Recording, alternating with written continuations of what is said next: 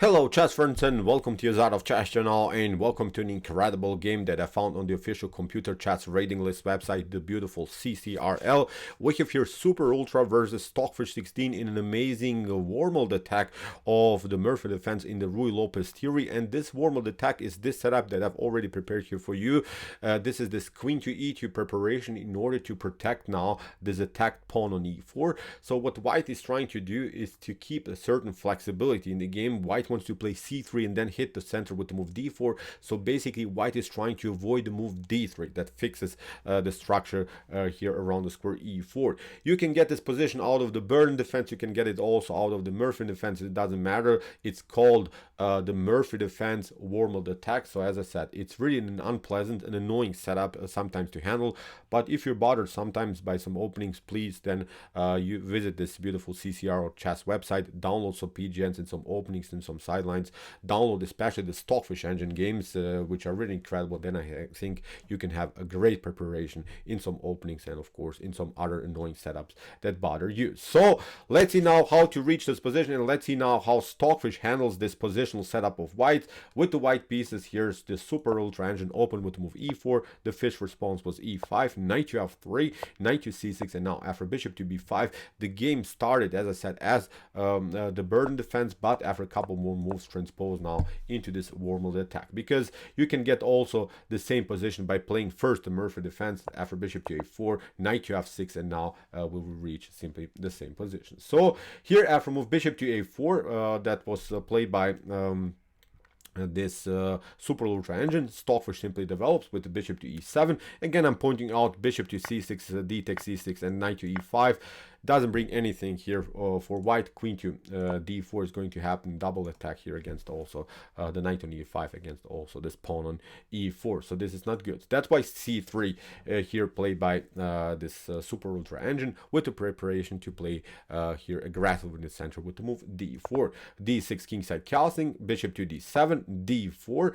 and now kingside castling also here by the Stockfish 16 engine. So d5, getting of course a space advantage in the center of the board, but this move is creating very static position in the center of the board, which sometimes black wants to get. Black wants to have simply a static position because white, I think, has a better activity here, so that's why we don't like here so many dynamic positions. After move d5, the position in the center splashes, of course, but it forces a further trades of pieces. After knight to b8, we have bishop to d7 and knight to d7.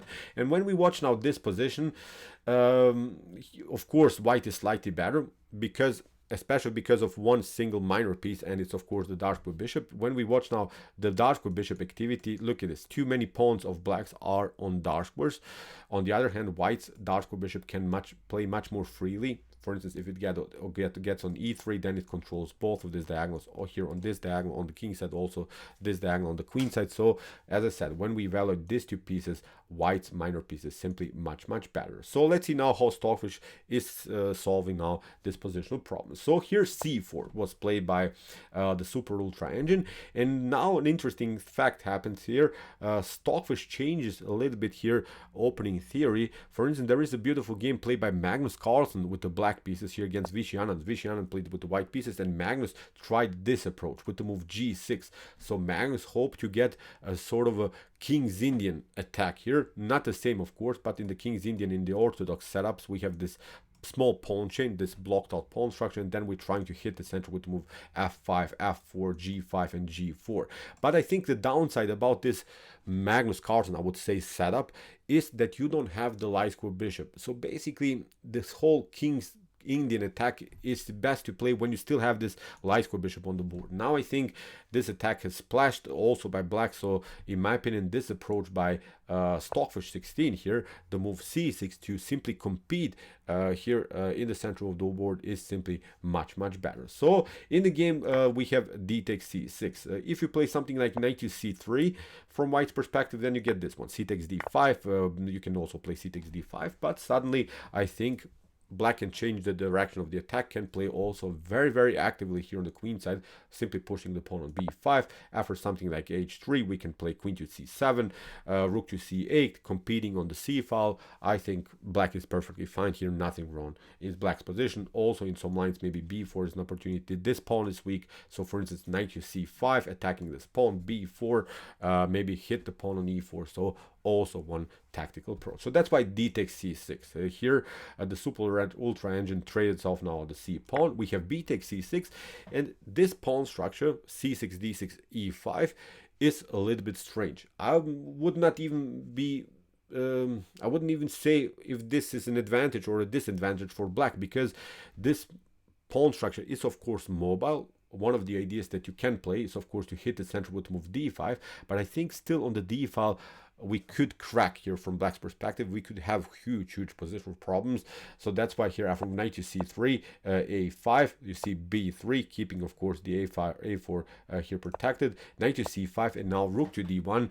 Notice that actually there are some of course positional problems in black's position, especially here around the square d6, and of course especially here on the d file. The whole d file is now occupied by this beautiful rook's activity. So that's why Stockfish has to get now out of the range. And again, I'm pointing out, look at this strange bishop. It is still paralyzed by its own pawn structure. As I said, white's dark square bishop is much better. Bishop to e3, also bishop to a3 is here an opportunity. So white's dark square bishop has simply a better activity here. So rook to b1, we have rook to b8 with the preparation maybe even to hit here on the flanks with the move a4. We have bishop to a3, knight to d7. So here Stockfish is not allowing this pawn structure to get doubled. Of course, if you don't do that, then d takes c5 will happen, and then you could have again positional problems. But Stockfish will play on a beautiful positional idea. Stockfish is targeting now the weak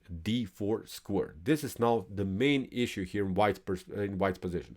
White's position, on the other hand, I think is completely fine, but there is one single hole in the position. It's the weak d4 square. And notice now how the fish is playing simply around the square, how Stockfish is trying to get something on this amazing d4 square. So knight from f to d7, simply protecting the knight. We have queen to d2, h6, we have rook to b2, rook from f to e8, and now after move g3, now the fun starts. Stockfish plays an amazing move, knight to f8, targeting, as we said, simply the weak d4 square. And now the Superultra engine accepts the challenge, says, okay, here after bishop to c5, d takes c5, we have of course now the double pawn structure on the c file, but notice that the c pawn, the c6 pawn, is controlling this knight. This knight cannot have access on our side of the board, and now there is a simple route for the knight to e6 and knight to d4. And the most fun part, I think, about this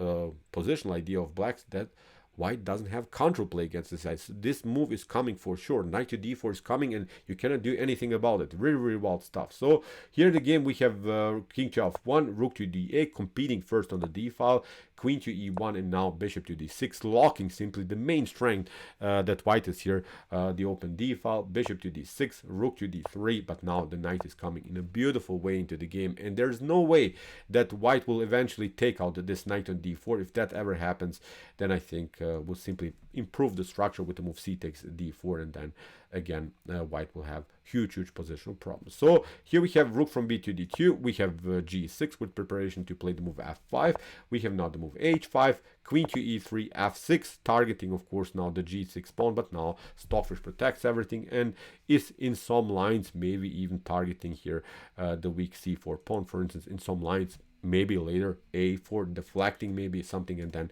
hit this pawn on c4 is one of the tactical possibilities. So we have rook to d1, bishop to f8, kicking away this annoying queen drops back, and now queen to e6, and now knight to a4. So here the Superultra engine is also trying to attack something, but it's a long run. It's nothing spectacular. I think knight to a4, you can maybe try queen to a3, but I think again it's defendable. We can always get the queen into defense. Now what Stockfish is trying to do is now again this common f5 plan. f5, f5, f5. That's the only square that I see that black could eventually break through.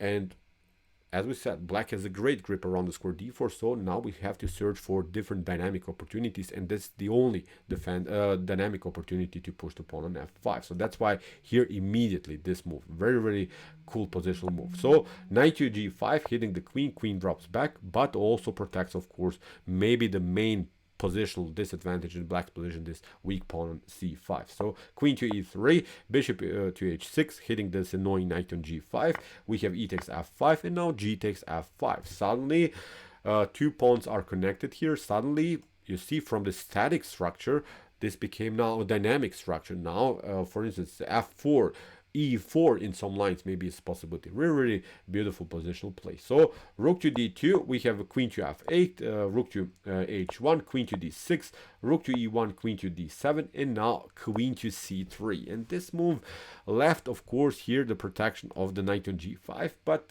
even if you play something like f4, if you maybe use your attack on the e file, then black simply locks the position.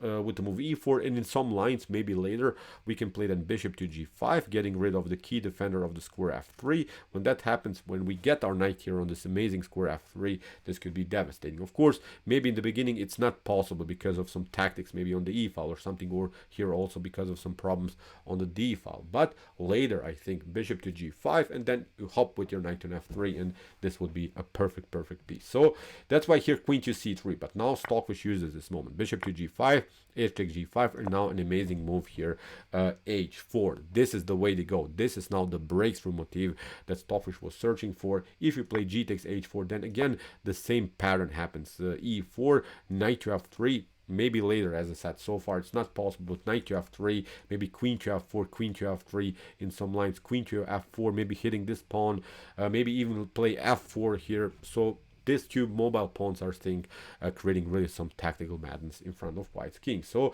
after move h4, we have rook to h1, and now another brilliant move, f4.